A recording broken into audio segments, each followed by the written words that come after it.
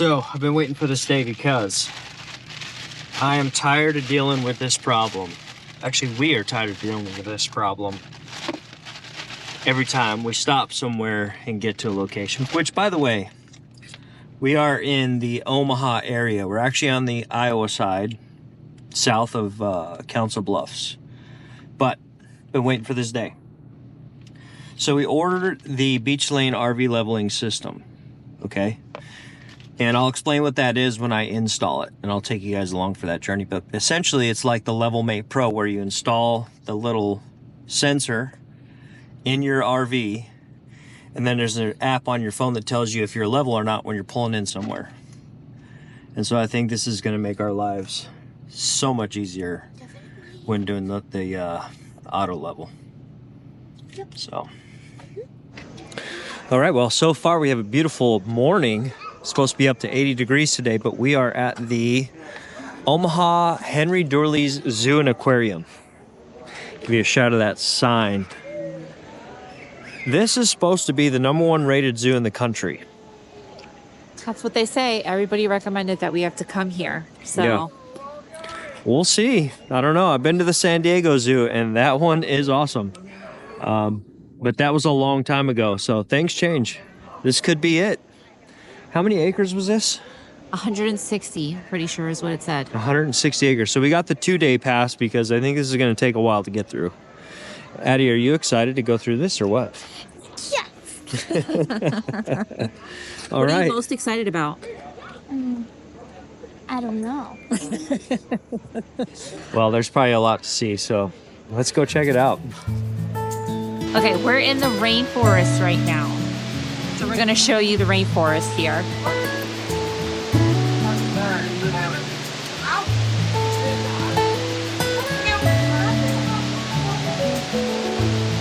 All right, you see that up there? That right up there? That's called the bleeding heart dove. If Stephanie was an animal, that's what she would be. Bleeding heart dove. Oh, the pool! I'm not sure what that guy is, but he is just hanging out right here on the ledge. So creepy. This is awesome! That's a ton of bass. Indian flying foxes. Indian flying foxes? Indian flying foxes is what they are.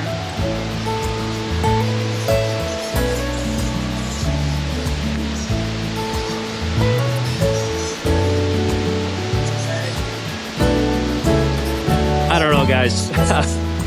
Bats are creepy. I don't. No! Ugh, gross. Yeah, what the hell? So just to give you an idea of how expansive this rainforest section is, like look at that shot.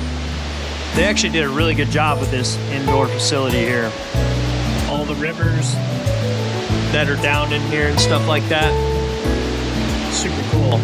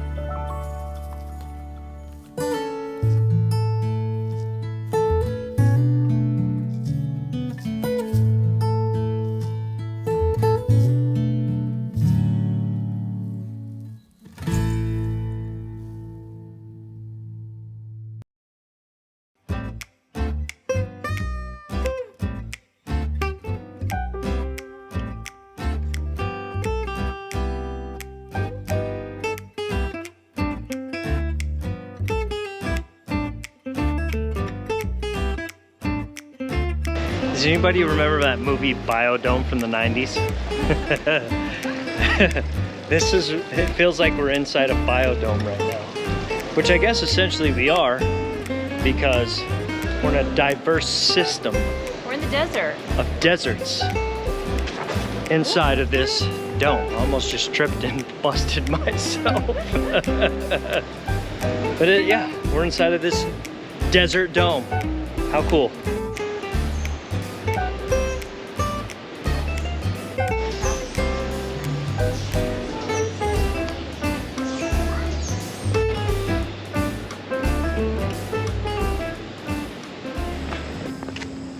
All right, good morning. This is day 2 of the zoo adventure here in Omaha. And before we get to the other half of the zoo, we're gonna try to go back because our precious daughter did not get to see her favorite animal in the entire world. Which is? Cheetahs. She didn't get to see her cheetahs yesterday because they were in, I don't know, they were hiding or sleeping or something. But it was the middle of the day and it was pretty warm. So I definitely think that they were just napping. Yeah, so we're gonna make a beeline over there right quick, see if we can catch a glimpse, and then we'll see the other half of the zoo. So here we go. All right, the kiddo got to see her infamous cheetah. She is so happy about that. The only problem was it was hiding in the shade, like next to the rock in the enclosure. So He was being rude. yeah. We didn't get a really great viewing or anything like that, and I couldn't really get any good footage of it because it wouldn't have came out, but she did get to see it. So now we're going to be on our way to the other side of the zoo. Yesterday we did the right side of the zoo, which is essentially the African side, and along with the desert and the aquarium. And we did the rainforest. Right, and the rainforest. And today is all about Asia. Asia. Yes. So we're just walking our way there now. It's a beautiful day so far. It's about 10:46 in the morning. It's gorgeous for now. But the main thing is, I think all the kids went back to school. Look how empty this is. We have the zoo to ourselves. It's beautiful. All right, let's get to the other side. Okay, so we are in the, how do you say it, Addie? Aviary. And what are we looking at? We are looking at birdies. And they have a bunch of different kinds, and basically they're all like free. They just put this netting up, and then it's a really nice enclosure. They have a lot that they offer them here. See if I can show you guys some of it. Beautiful. There's a really nice bridge.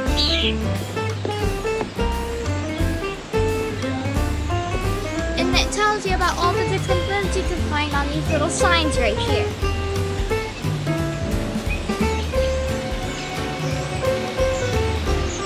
So it's super, super cool. I love this zoo, how they have everything like in sections, like the rainforest, you guys saw the desert. They have like all the different ecosystems, and they try really hard to Make get it it. feel like you're actually in that territory. Yes, so Oh goodness. There's a lot of squirrels trying to steal food from all the birds. they are. So anyway, we're gonna keep going. We're not even halfway through yet, so.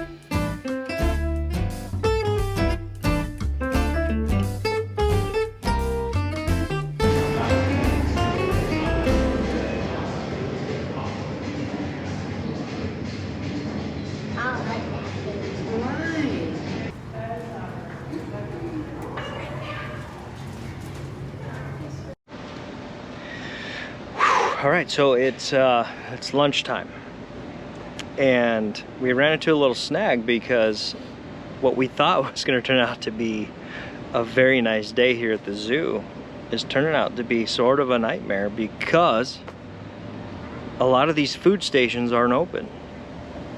And so I guess they shut these places down when it's not peak season, or I don't know, not during the weekend. We didn't have this problem yesterday though, so I don't know.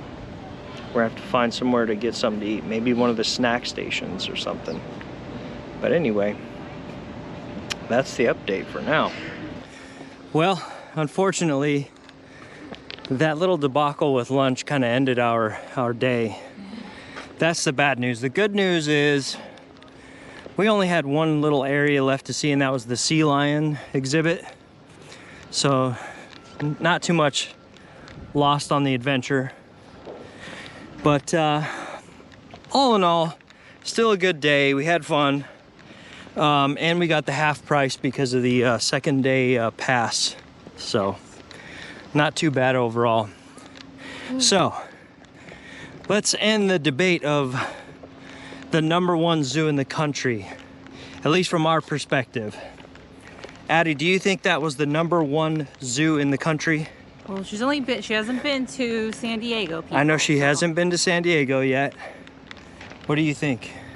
I mean, right now, yes. Okay, she says yes. Steph, what do you think? So I had to kind of do a reminder of San Diego because it was many moons ago that I was there. And when we were discussing it, I don't remember in San Diego them having the ecosystems, Right. like they have here. Uh-huh. And so here, I think they definitely have the ecosystem set up. From what I can remember, it's way better. But as far as animals, I definitely think San Diego probably has more, because there's no polar bears here, there's no jaguars, there's no leopards. Right. Only one. So I agree with Steph. After that conversation, their little ecosystems that they do, such as the rainforest and the little area with the birds and the desert. And the cave and the bayou. Right. Those are all very, very cool and well done. One thing. But the overall of the zoo, the animals in the zoo, San Diego takes the cake. But we looked at it, and this one is bigger. So this one is 60 acres larger than the San Diego. Yes, it is. But still a great zoo, and we would recommend coming to this zoo if you are in the area because it's a great zoo. It really, yeah. Really great zoo. If you're going to come to Omaha, Bring Go ahead. your lunch. Bring your lunch. You got to bring your lunch because you never know. That's what we're learning is in today's world, you just never know if you're going to get lunch or not in places like this. well, we learned it's because of staffing. That's why. So Yeah. They didn't have the staffing. That's why the restaurants weren't open. Yep. So You just got to do what you got to do, I guess. So anyway, we cut the day short so we can go get some lunch, and then we got to run some errands. And so who knows what we're going to get into further on in the week, but that was really fun. So. okay, so I came on here today to show you a little bit of real life. And unfortunately, these things happen when you're not paying attention. So we committed a big boo-boo. This is an RV sin. This is an RV sin. It's pretty bad. It's pretty bad. Do you want to tell the people what happened? Well, I can neither confirm nor deny whether the black tank overflowed inside of our trailer.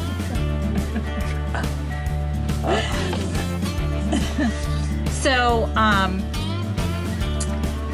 James was performing a black tank flush, and he started it, came back inside, and I heard water, and I'm like, why is it here like water's flushing inside of the RV? So I walked up and I see it coming out of the toilet. It was not a pretty sight, and it was not a pretty smell. So James had to run out, shut it off.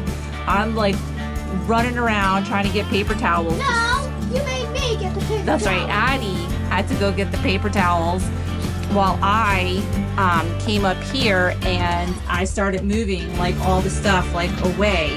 So all that stuff is good, and it only made it to like right around the edge here.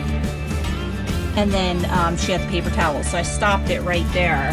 But I mean, from right there and then all the way into And this basically the whole entire area, bathroom the floor. entire Yep. bathroom. So the lesson here is, what's the lesson here? The lesson here is, first of all, make sure you have a water flow meter, okay, hooked up to your black tank flush. That's going to tell you how many gallons are coming into your black tank when you're flushing it. That's number one. And we do have one, okay?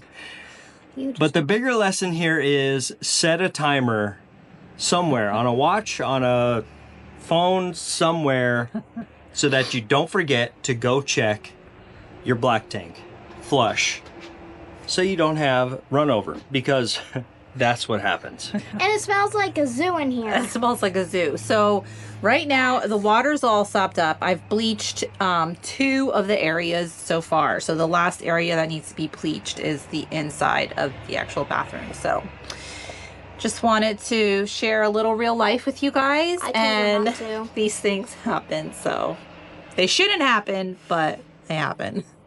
Someone keeps the time. Hashtag RV life. Hashtag So we're never gonna do get it back. again. So we're gonna get back to cleaning up. All right, it's now time to talk about the Beech Lane wireless RV leveling system that we decided to purchase. What is an RV leveling system? Well, first off, it is a sensor of some type that you purchase that allows you to essentially mount this in your rig. And what it does is you can Bluetooth to this device, okay? And what happens is it tells you whether your rig is level from roll left to right and pitch front to back. We decided to do this because if you watched our previous videos, we talked about how we've been having some issues with our auto level system on our fifth wheel. So, excuse me. In order to combat that and make it easier for us when we're setting up, we decided to purchase this with our own money, not sponsored, because we were just getting frustrated with how long it would take us to get set up every time we went somewhere. Now, what we figured out is happening is a lot of times because, and we think it's because of the roads in the country. They're just terrible most places you travel. What's happening is the leveling system is getting out of calibration every time we travel. And so when we show up to our RV site and we start to set up, the 0 point is out of whack. So that doesn't allow the leveling system to work properly. So when you hit auto level, it's because it's out of whack and not set at level, it ends up being all wonky and weird. So we have to manually level it anyway. So this is just going to help us do that much easier and much faster. So let's talk about the Beech Lane level system itself. So the reason why we went with Beech Lane are for a couple reasons. Okay, there are a couple of them out there, or a few of them out there. The most popular one that you may have heard of is the LevelMate Pro. Probably the most popular one out there, and it's also the most expensive from what I've seen. I think that one costs somewhere around $150. Great system. So there's some similarities between that one and this one. The difference in price between that one and this one is I got this one for $79.99 on Amazon. So for me, price, big time difference. I decided no brainer for me on that one. Now, here's a couple of the reasons why I went with this one. Second is it's battery powered, okay? That makes it real easy for me once this system, once the batteries die, it's easy for me to just take the cover off. I'll show you that real quick. You just take this cover off of the system, install those batteries, and then you're good to go. That makes it awesome. And you don't have to turn it on and off. So how the system works is when you're not using it, it essentially goes into some sort of shutdown mode or standby mode when you're not actually checking level. So I like that feature. There's another feature on it that we're going to talk about when I go through the install process with you next, which is, I thought, a bonus for this system itself as well. So the other things I liked about it are it's manufactured in the USA, very important to us. And then the customer service is also based out of North Carolina in the USA. So when you call, you're going to get somebody in the USA to talk to. Very important to us. We like to support smaller businesses or businesses in the USA in general. It's just kind of a principle we try to follow as much as we can. So, oh, and the lifetime warranty. Anything goes wrong with this system right here, lifetime warranty. Just give them a call, tell them it's not working, they'll send you a new one. So, again, that's kind of a no-brainer for me. All right, I think that covers pretty much everything. Next, we'll get into the install process and where I decided to put it and all those things. Okay, what I'm going to do now is walk you through the install process. And the reason why I'm not going to actually take you outside and actually on camera go through that process is because we're about 100 to 150 feet right off of I-29, the freeway. So the audio would have been terrible, and so I decided to just do it this way. But what I'm going to do is overlay video so you can see how I did this and where I put it and things like that. So Beech Lane recommends that you install this in an outside storage compartment for connectivity purposes. And so that's what I decided to do. So in our pass-through storage right underneath essentially our bedroom, our front bedroom on the fifth wheel, that's where I decided to put this unit. And so there's two reasons for that. Number one was the Beech Lane recommendation for the outside storage. I could have put it in the very front compartment underneath the hitch, but I decided to go against that because of what I talked about earlier. There's a bonus feature. This unit itself has a feature where it will track temperature as well. And so for that reason, I decided to put it in our pass-through storage because that will help determine what the temperature is in our basement. So that's a bonus feature that I thought, well, let me put it in there so that we can track the temperature in colder environments. So here's how the install itself goes. It's really straightforward and simple. What you want to do with the unit is you want to mount it basically straight up and down, and you can mount it sideways or you can mount it facing front to back. So I decided to mount this on my front wall in that storage compartment, and it comes with screws. So just take those screws, and you want this unit to be as level as you can get it, which is kind of hard to do because the unit itself is not a square box or anything like that. But if you eyeball it, you can get it pretty dang close to where you need it to be. And then you just screw it to the wall and install the batteries, and then you're good to go as far as that installation is concerned.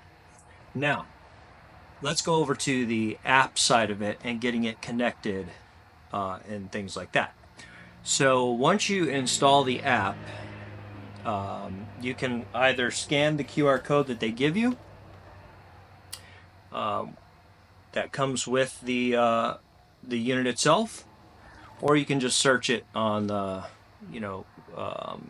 app store that you have and just search the Beech Lane and you'll find it. Once you install that, then it's going to go through the walkthrough process of connecting the unit, the sensor unit to your app. Pretty straightforward. And then It's going to want you to set up your unit specifically, your travel trailer, your fifth wheel, your motorhome, what have you. Okay, and then there's some measurements that it's going to want you to take so that it has the best possible outcome in determining what's level and what's not. And then once you get through all that, you essentially calibrate the sensor unit. So I would recommend having your RV leveled before you calibrate the sensor unit, okay? Because if you don't, then you're just going to have to go through the leveling process and then calibrate the unit. It just makes more sense to have your unit already leveled when you hook it up. So that's the install. That's how it goes. Fairly straightforward on the app. Seems like a great unit. We'll talk more about it as we use it on our travels. And so if you got any questions about it, please feel free to leave comments below, and we'll do our best to answer them. So I think that's all we got for you this week. Stay tuned for next week. We're heading south, and we're going to have some more travel stuff for you. We're meeting some friends down in Missouri, and so should be a good time. All right, guys. It's been great. We'll talk to you soon. Bye.